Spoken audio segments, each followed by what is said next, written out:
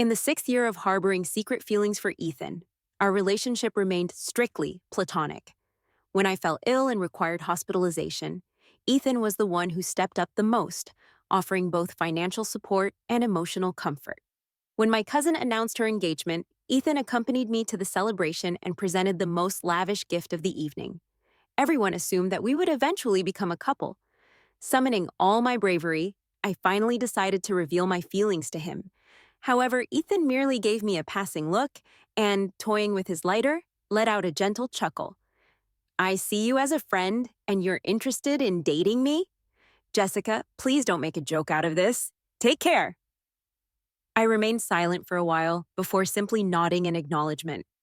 Following that day, our communication ceased for an extended period. 2 months later, Ethan reached out with a casual message, asking what I had been up to and noting that we hadn't seen each other in a while. Looking at him, seemingly detached and indifferent, I responded honestly, "Oh, I've been going on blind dates." Immediately after I finished, I heard the sound of a phone being violently thrown on his end. I never anticipated finding myself in this situation with Ethan. He leaned against the balcony railing, his eyebrows slightly raised, a lazy expression on his face, and a small smirk playing at the edges of his mouth, as if he'd heard a joke. He inquired, "So, what is it about me that you like?" My palms began to sweat. "You're kind to me, kinder than anyone else." Over these 6 years, he had never overlooked a single detail in my life. On my birthday, he took care of everything, baked the cake himself, reserved the largest venue, and surrounded me with friends. Lightly lighting the candles, he encouraged, "Come on, make a wish." Whatever others couldn't do, he was willing to do for me. He owned a villa with an expansive garden filled with roses, all because I adored them. Although he didn't reside there permanently, he purchased the property when I first graduated. Overwhelmed by work, being new, and constantly feeling defeated and exhausted, I once shed a tear in front of him. Shortly after, he moved in and even allocated a room for me. He sighed and said, "If you ever feel wronged, come here. I'm so close to you. Who else would you turn to?" When I was too busy to eat, this young heir learned to cook and brought me meals to my office daily. His first dish was my favorite. Despite being born into a wealthy family, Ethan never acted arrogantly. The number of people pursuing him could circle around Metro City twice. When someone learned about me, they requested I arrange a dinner with him. Being young and unsure how to decline, I assisted a girl in setting up a dinner with Ethan.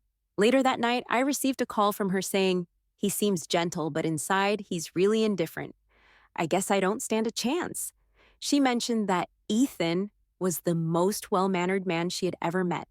Upon discovering she had deceived him, he didn't react with anger. Instead, he patiently finished the meal with her and then stated, "Lily's career is just beginning, and she needs to divide her time between two things. If you're not genuinely concerned about her, then neither am I. So if you don't have anything important, don't bother her. Don't you agree?" At that time, everything appeared perfect, resembling the best of times.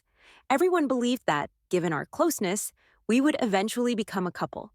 I shared the same belief. However, I never foresaw the possibility that he might not have feelings for me. "What would I do then?" Ethan raised an eyebrow, and after a prolonged pause, he finally looked down and addressed me earnestly. "Jessica, you're 25 now. How many people have you met? Eventually, there will be someone who treats you better than I do." I was paralyzed, already anticipating his response. My throat tightened slightly, feeling as though I had ruined everything. It wasn't that I hadn't witnessed him reject others before. Girls with stunning faces, shedding tears in front of him, discarding their pride, professing their affection for him. Yet he remained unfazed. He would instinctively distance himself, remaining cold and distant. I always believed he was different with me. But now, I realized he wasn't. I had merely overanalyzed the situation.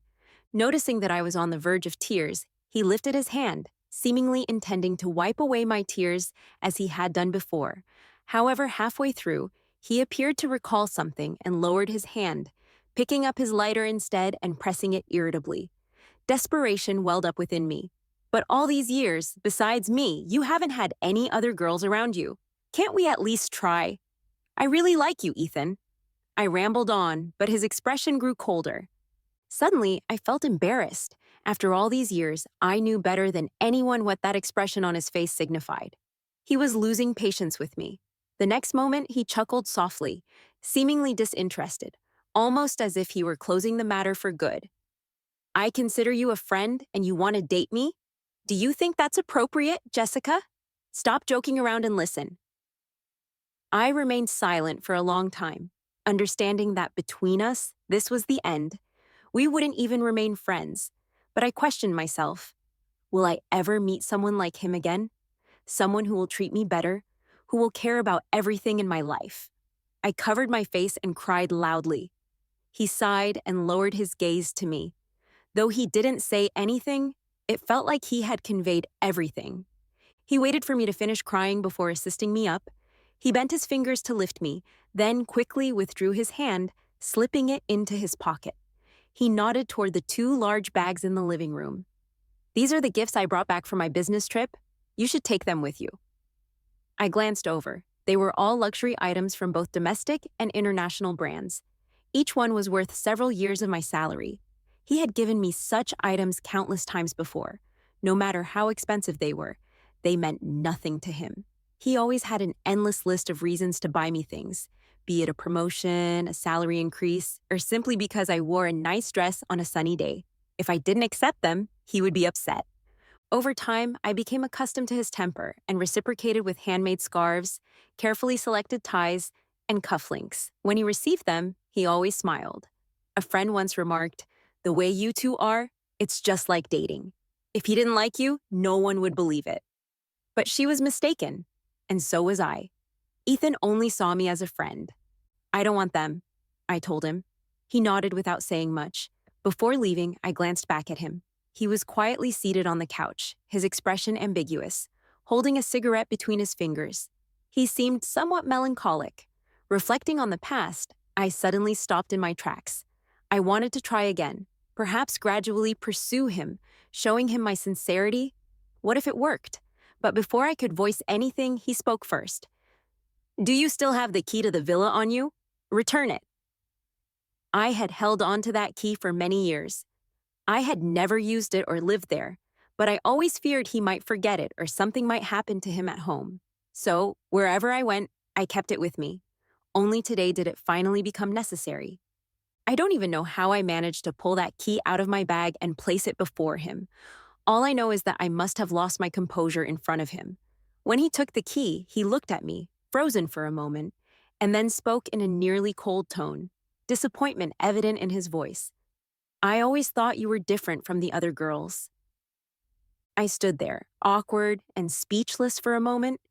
I couldn't argue with him. I had confidently confessed my feelings, but I had forgotten that, up until then, we were merely friends. His family background was prominent, with countless girls around him since childhood, all approaching him under the guise of friendship. Over time, he had grown weary of it. He had once publicly stated that he would never date a friend. That was why I was his only opposite-sex friend. When I discovered this, we weren't close enough to even consider romantic feelings, so I had dismissed it casually. But now, looking back, it was clear that from the very beginning, he had drawn a clear line between us. He had extended his sincere heart, treating me as a friend, believing I saw him the same way. We admired each other, but it was entirely platonic. However, he suddenly realized that wasn't the case. I was the timid one, the secret admirer, and today, I had finally confessed my true feelings. Afterward, I took a 2-day leave and went to a neighboring city for a brief getaway. During this time, Ethan didn't reach out to me again. In the past, we used to communicate several times a day. It didn't take long for me to adjust my mood and return to work. A colleague inquired about Ethan, asking, "What happened to that super handsome rich guy? He hasn't been bringing you lunch lately." Previously, he had been so open about his actions that everyone knew he was kind to me, perhaps even a bit overindulgent. I replied, "He's busy, he won't be coming anymore." Just as I finished, one of my colleagues returned upstairs with takeout, sat beside me, and teased, "Didn't you say he wasn't coming? I just saw him downstairs. Wasn't he looking for you?" A surge of hope filled my chest. I took out my phone, but there were no messages from him. My colleague pulled me to the window and pointed to a figure below. See, I couldn't have mistaken that. It's him, right? Go downstairs quickly. I clenched my fists, but then saw a girl approaching him from the front. I recognized her. She was Megan, the girl who had been relentlessly pursuing Ethan. Megan came from a wealthy family and had a fiery temperament to match. Somehow she discovered that I had grown close to Ethan and threatened to complicate things for me. I was furious at the time and had a confrontation with her. When Ethan arrived, he was angrier than I had ever seen him, his face dark with rage, telling Megan to leave. Then he carefully bandaged my wound and clicked his tongue, saying, "I didn't know you were so tough. Don't worry, she won't bother you again." In that moment, see, I truly believed that maybe, just maybe, he liked me too. If I could just break through that barrier, I could stay by his side without any reservations. Megan said something to Ethan, and as he listened, his expression gradually softened. Then he gave a slight smile. At that moment, I regretted having such sharp eyesight. Shortly after, Ethan went to open the car door. I'm not sure if it was just my imagination, but he seemed to glance in my direction for a fleeting second before his gaze quickly shifted. Megan got into the car, and it drove away. My colleague laughed awkwardly, suggesting I might have been mistaken. I insisted. No, it was definitely him, but he wasn't here for me. Soon enough, everyone at the office knew that Ethan and I had severed ties. Someone quietly asked, "Did he break up with you?" I shook my head and took a sip of coffee. No, we were never together. The person was surprised and responded in disbelief. "I thought you said before that you weren't together, but that was just to keep it private." No, from the very beginning, we had never been together. No one believed it. The young heir from a prominent family speaking gently to a girl, catering to her every need, all under the guise of friendship. But maybe even he had forgotten that he didn't treat any of his other friends this way. She pondered for a moment. "You don't know, do you? When you first joined, he actually came to the company and had a long conversation with our president in his office." I froze. I really didn't know. He had never mentioned it to me. But now that I thought about it, there were signs. At that time, a manager who had always targeted me was demoted shortly after and transferred to another department. Additionally, there were numerous projects that should have been assigned to others, but somehow ended up on my plate. I worked even harder, avoiding any situation where I might encounter Ethan. I truly never saw him again. I didn't hear his name until about 2 weeks later. I was out shopping with a friend when we passed a young man. The man was Liam, one of Ethan's friends, accompanied by a girl I didn't recognize, probably his new girlfriend. When he saw me, Liam smiled and approached. "Jessica?" I nodded and greeted him. He smiled, saying, "I just got back from a trip abroad. It's been a while. Let's have dinner tonight. I'll invite Ethan too." I responded, "No, thank you." Before I could finish, he was already dialing a number. "Ethan, let's have dinner together tonight." He accidentally put the call on speaker, and I heard a detached voice on the other end, devoid of any emotion. "Send me the address." "Sure, by the way, Jessica's right here with me. I've already informed her. You can bring her along tonight." There was a long silence before Ethan spoke again, his voice a bit hoarse and tinged with fatigue. "I have a meeting tonight. You guys go ahead." He hung up before Liam could respond. Liam stared at his phone, unsure of what to do. After a long pause, he awkwardly turned to me. "Since Ethan can't make it, maybe we'll have dinner another time." He wasn't oblivious. It was clear from that phone call that Ethan didn't want to attend because of me. The meeting was merely an excuse. I nodded and agreed, but deep down, I knew there wouldn't be a next time. After Liam left, my friend sighed. She was aware of my feelings and had encouraged me to confess in the first place. "He's avoiding you now? Just because you like him?" I nodded. My friend sighed, looking somewhat confused. "He's not giving you any chance at all. Not only does he not like you, but he's been exceptionally kind to you." "Isn't that pure madness?" I didn't know how to respond. That night, lying in bed, I pondered it for a long time, and then recalled how Ethan and I met. It was a memory from long ago, and not exactly a pleasant one. Ethan came from a good family and was incredibly handsome, surrounded by admiration the moment he entered school. He was the epitome of a golden boy. At that time, I was ordinary, invisible in the crowd. The only one who had truly been with him, who had received his affection, was my roommate Nina. Unlike me, she pursued her love boldly and passionately. From the very beginning, her intentions were clear. She directly told Ethan that she liked him.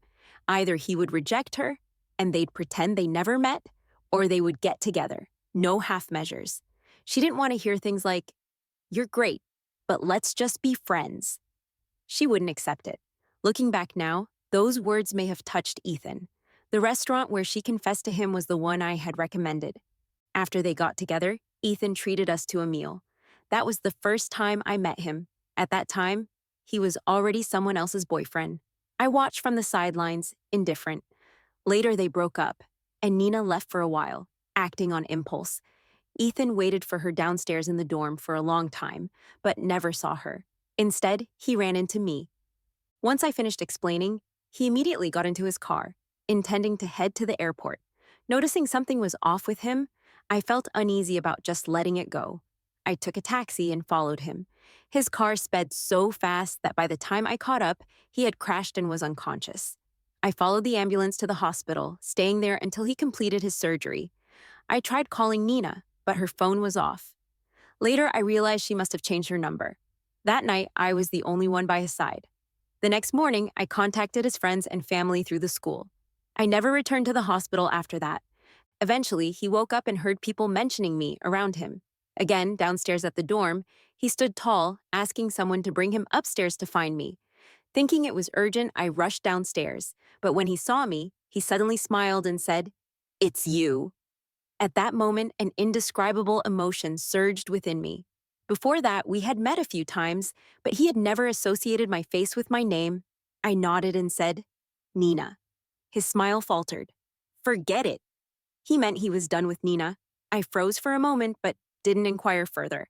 From then on, he started seeking me out more often, treating me like one of his own. I went from being indifferent to being moved. Eventually, I fell for him. Liking someone like him was effortless. He had only been in one serious relationship, which had been painful. Later, Nina returned a few times, trying to rekindle things with him, but he ignored her. It was as though the impulsive person who had rushed to the airport was no longer the same. Last month, I heard that Nina had gotten married, and he sent his well wishes graciously. At that point, I was certain he had moved on. More than one person told me, "With how much he cares about you and how there hasn't been any other girl around him all these years, I bet you two will end up together." Hearing that repeatedly made me genuinely believe it. Having a crush feels like standing on the edge, hesitant to take the final step. If you take a step forward, it either works out as hoped or everything falls apart. I wasn't lucky. It was the latter. After cutting ties with Ethan, Megan was probably the happiest. We had a fight. She didn't like me, and I didn't like her. As women, we could easily see through each other's little schemes. Not long after, I received a package. The sender was Megan, but the return address was Ethan's villa. I opened it to find the items he had given me that day, which I had refused. I decided to put them away, feeling a bit sad. Ethan had clearly disliked Megan as much as I had before. How had he ended up like this, getting closer to her instead of me?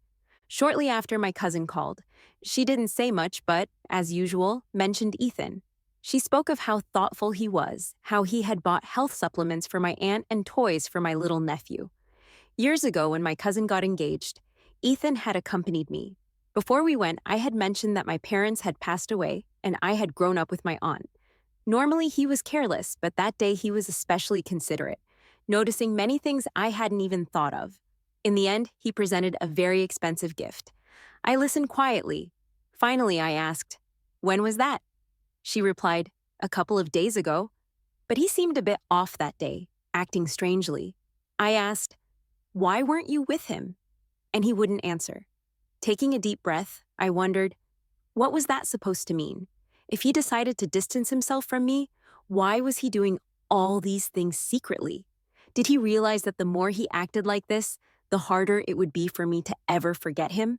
This couldn't be what he wanted. I said, "If he comes again, don't let him in. I'm not in contact with him anymore." I had confessed my feelings, and he had rejected me. My cousin was taken aback and tried to comfort me for a long time. Soon after, she and my aunt discussed setting me up with a few potential matches. It was overwhelming for me, but it had almost become an obsession for my aunt. She had always believed Ethan and I would end up together, so she wasn't in a hurry. Now that she realized it wasn't happening, she developed a mouthful of canker sores within just a few days. I had no choice but to meet two of the matchmakers. The day I encountered Ethan, I had just finished meeting the second one. As I walked out of the private room, I bumped into Ethan and his friends. He was dressed in a white shirt and black pants, his face expressionless. After more than a month apart, his demeanor had grown much colder. When he saw me, he instinctively stepped forward. Then, as if remembering something, he stopped and looked away, as though he hadn't seen me. However, his friends had already noticed me. They seemed unaware of the situation between Ethan and me and invited me to join them for dinner. Liam glanced at Ethan and tried to dissuade them. "It's fine, Jessica just came out of the private room. She's probably already eaten. You guys don't need to insist." Just as he finished, someone's phone rang. They answered, exchanged a few words, and hung up. Then they told Ethan, "Megan's asking where we are. She said she's coming." Their tone was completely natural, as if this happened all the time. But I remembered that in the past, no one would ever help deliver messages for another girl. As I pondered this, I heard Ethan's voice. "Give it to her." Then, as if recalling something, he finally looked at me and said, his voice tight, "Stay, join us for a meal." I paused for a moment, then nodded. Okay. I was the last to enter. Only 2 seats were left in the private room, one next to Ethan and the other far from him. I knew that seat was reserved for me. For all these years, there had always been one seat left for me beside Ethan. Everyone was accustomed to it. I looked at Ethan, and he was looking at me, his gaze calm, devoid of any emotion, as though it didn't matter. But when I sat down, I noticed his hand resting by his side, trembling slightly. Someone asked, "Why aren't you sitting next to Ethan?" I thought for a moment and gave a casual excuse. I hadn't been mindful before, but now that he had already rejected me, I needed to understand my place. That wasn't the seat for me. Before long, Megan walked in and sat next to Ethan. I watched silently. I had eaten quite a bit earlier, so I wasn't hungry. Ethan didn't seem to have much of an appetite either. He must not have eaten before coming, so my presence seemed to have diminished his hunger. Sitting beside Ethan, Megan was uncharacteristically sweet. The two of them exchanged a few words intermittently. I watched for a moment before silently averting my gaze. At the end, Megan shot me a provocative glance before brushing past me. She suddenly whispered in my ear, "I heard you've been living under someone else's roof since you were little. No wonder you're so unlikable, always clinging to Ethan like that." My body stiffened instantly, and I locked eyes with her. This was something I had only ever told Ethan. Before Megan could say more, I shoved her away. At that moment, I was surprisingly calm. "Still want to fight? Bring it on." But Megan suddenly fell silent, stepping back 2 paces. Last time, she had been thoroughly defeated under my hand. I looked toward Ethan. "Ethan, come over. We need to talk." The truth is, this whole situation hadn't stirred me at all anymore. It didn't hurt me, but just then, in that split second, something clicked. He froze, turning around, still unaware of what had just happened. Megan tried to follow. "I'm talking to him. You'd better stay out of this." Ethan didn't make any move to defend her. Liam understood and stepped forward to pull Megan toward his car. Once everyone had left, I turned back to Ethan. We locked eyes for a moment. He pursed his lips and spoke first. "What do you want to say?" I stared directly into his eyes. "You like Megan, don't you? That's why you've been putting up with her being around you." Ethan furrowed his brow, then sneered. "Does it matter? At least she didn't pretend to be my friend lying to me for 6 years." His words were sharp, as if he was just venting. I suddenly felt so exhausted. His actions were all saying, "Look, Jessica, you were wrong. You made a huge mistake. You ruined the person I used to be in my heart." I said, "So what? Haven't I already distanced myself from you? What more do you want me to do?" He fell silent for a moment, then, with a hint of frustration, pressed his lips together. "You liking me is wrong. We were fine before, weren't we?" "Yeah, I want things to go back to how they were," I said, pausing for a moment before adding, "This shouldn't be hard for you, right?" I suddenly felt drained. Loving someone might just be a fleeting moment, but letting go of someone, that wasn't something so simple.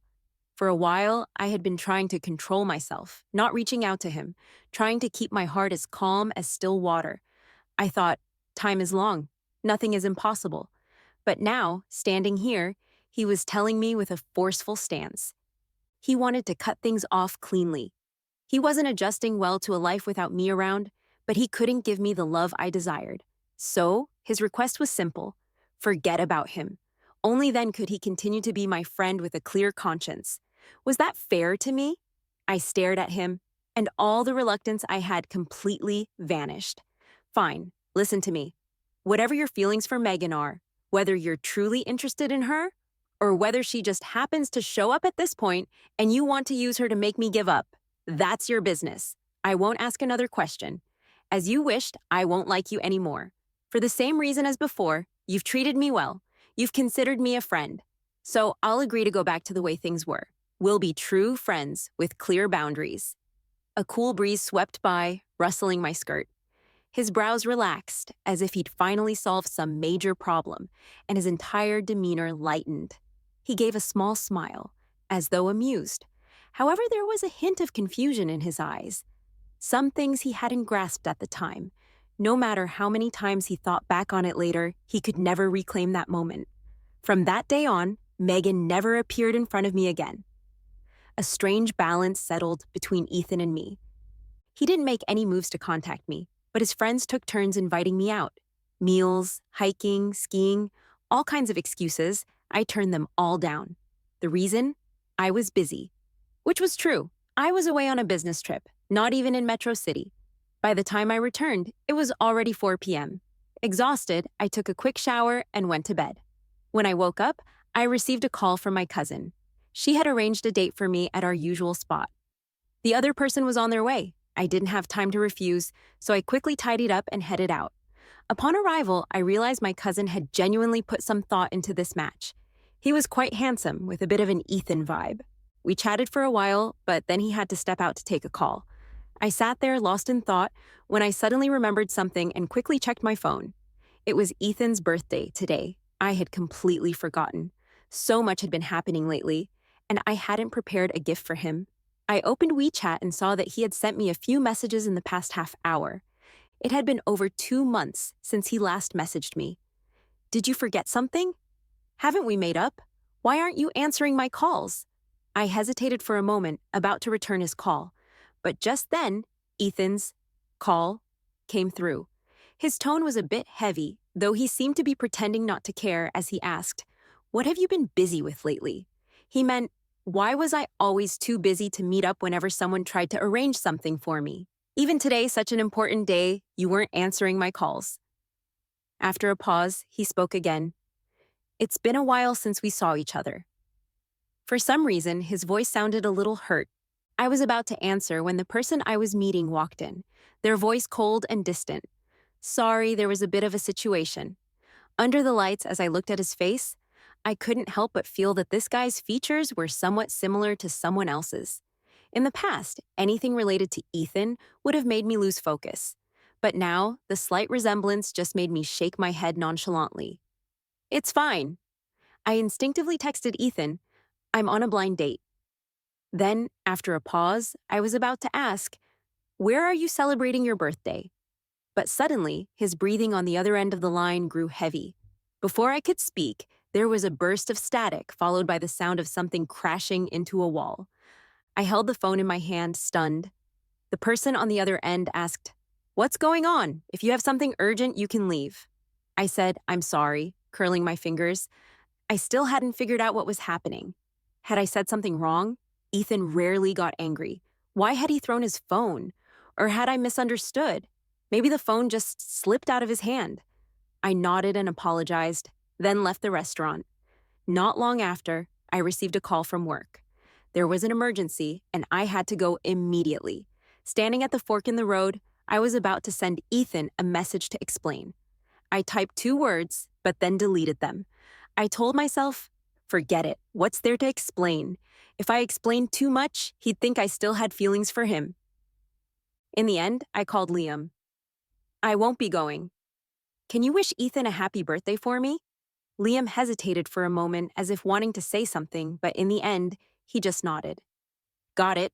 In a daze, I thought I heard a familiar voice on the other end, cold, with a hint of self-mockery. Don't bother her anymore. If this had happened before, knowing I'd nearly missed Ethan's birthday, I would have rushed over without a second thought. But maybe Ethan didn't need me to be like that. What he needed was just a friend. It wasn't until much later that I found out. That day, Ethan had been looking forward to it since early morning. Everyone thought that for his birthday, I would never miss it. He personally checked everything for the party repeatedly, arranged my favorite roses, and even used the perfume I loved most. He had so much he wanted to say to me. After all, we hadn't had a proper conversation in a long time. He waited from morning until evening, and by the time the dinner was supposed to start, most of the time had passed, but his phone still didn't ring. Someone, noticing how lost he looked, joked, "Ethan, do you like Jessica? We've all noticed that you're not exactly indifferent to her." Ethan, almost absent-mindedly, repeated what was said. Me? Not indifferent to her? I like her? The person nodded. Yeah, it's pretty obvious. Ethan sat there for a long while. Before finally opening the chat window, he checked every day. After some hesitation, he started typing. He wanted to say something. At that moment, he must have wanted to say something, but the words he typed were disappointingly ordinary. Then came the phone call, catching him completely off guard. It was the first time he had ever been so frustrated, but he didn't even know who he was angry with. In the next moment, he smashed his phone. It seemed he had forgotten. He had rejected me, and I would always end up with someone else. No one would just stay in one place waiting for someone. The next day, I contacted Ethan first. He answered quickly but didn't speak right away. I didn't bring up the previous day. I simply said, "I've already sent you the gift. It should be arriving soon." He paused for a moment, his voice unexpectedly hoarse. "I finally got through to you? Don't you want to wish me a happy birthday in person?" I responded, "Happy birthday." He chuckled a little, but didn't hang up, as if making small talk. He asked, "Did you make it yourself?" I was stunned. I didn't expect him to ask that. "Does it matter whether I made it?" "No," I replied. Looking back now, those gifts I had given in the past were actually a bit too intimate for friends. This time, what I gave was very appropriate. He fell silent again. After a long while, I heard the sound of a lighter from his side. He took a drag from his cigarette, his voice muffled, almost nervous. How did the blind date go last night? I remembered that face. I couldn't help but feel a bit guilty. It went pretty well. I wasn't sure if he heard clearly, but he choked on the smoke. Suddenly, he coughed. I glanced at the time. "I have something to do in a bit, so I'll cut this short." He responded hoarsely, "Okay." After that day, we continued to keep in touch as usual, but most of the time, it was him reaching out first. That day, he sent me a message. "I'm making cookies. I forgot a few steps. Can you come over and teach me?" I didn't know when it started, but our conversations became about, "Can you? Would you? Is it okay?" It felt so unfamiliar, almost disorienting. My thoughts were interrupted, and I forgot to reply to the message. When I got home, I finally remembered when I saw him standing at the door. He glanced at his phone and then looked up at me, his expression a bit weary. "You should have finished work an hour ago. Why are you only getting back now?" I froze for a moment.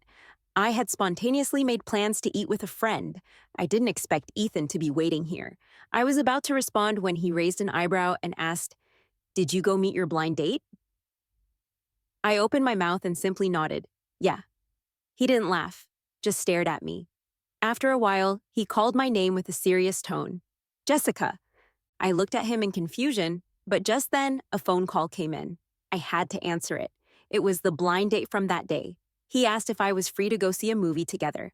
I didn't expect there to be a second chance after I had left early last time. Before I could say anything, Ethan had already walked up behind me and asked, "Your blind date?" I sighed internally. How insecure is he to care about my dating progress? I thought for a moment and then answered the person on the phone. "Sure, I said a couple more things, set up a meeting for next week, and hung up. Ethan's gaze darkened. After a while, he smiled faintly, but the smile didn't reach his eyes. All right, you're hard to reach these days, I said. I've been pretty busy. He scoffed lightly and didn't say anything more. He followed me inside. He rarely came over to my place.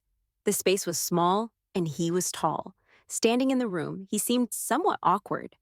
I had never seen him like this. It almost made me want to laugh.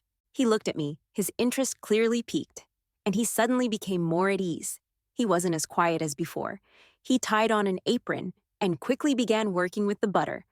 I watched from the side. There was nothing for me to do, and I felt a bit awkward, so I started talking about recent events. Every word of mine was met with a response. I looked at him and suddenly fell silent. Something felt off. These cookies? They're the ones you taught me to make. How could you forget the steps? Besides, you didn't even ask me what the next step should be. The room fell silent instantly. I heard something almost fall over. His voice was hoarse. I just remembered. Slowly, Ethan and I finally returned to our usual way of interacting, but I wasn't sure if it was just my imagination. He didn't seem happy. A couple of days later, one of his friends had a baby's first-month celebration, and I went with him. Afterwards, a few of us gathered for a meal. I hadn't planned on attending, but Ethan grabbed my wrist and said, "If you're not with me and I get drunk, I won't be able to get back." The night was dark. His tone was pitiful. He looked at me, his eyes full of unspoken words. I thought for a moment and agreed. After all, this would be the last time. He had been so kind to me in the past, so it wasn't a big deal to take care of him a little, just helping a friend.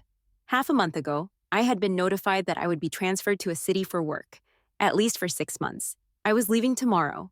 After a few drinks, the atmosphere became lively, and someone suggested playing truth or dare. Soon it was Ethan's turn. Someone asked, "Ethan, is there someone you like?" Ethan was silent for a moment. Then, after a long pause, he looked up and answered, "Yes." Everyone started making noise, glancing at me. Aside from me, they probably couldn't think of anyone else. I was a bit taken aback. Just as I was about to speak, saying, "Don't look at me, it's not me," I had just confessed to Ethan, and he rejected me without any courtesy or compassion. But before I could say anything, Ethan smiled, looked at me, and said, "All right, let's continue." I felt lucky. I hadn't lost until the very end. Right before it finished, I finally lost once. The person asking the question was Ethan.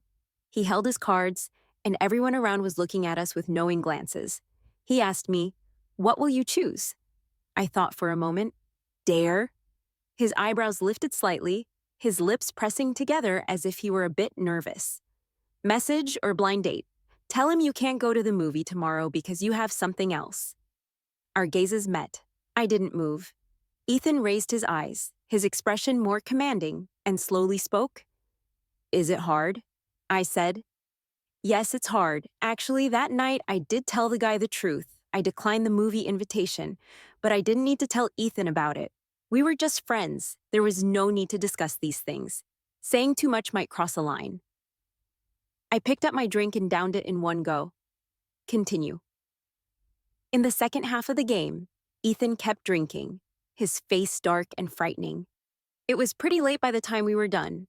Ethan had really drunk too much. I took him back home. When we reached the villa's gate, I asked him for the keys. He patted himself down, looked at me, with the corners of his eyes reddened, and said I didn't bring them. I froze. What are we going to do now? He seemed clear-headed enough, though.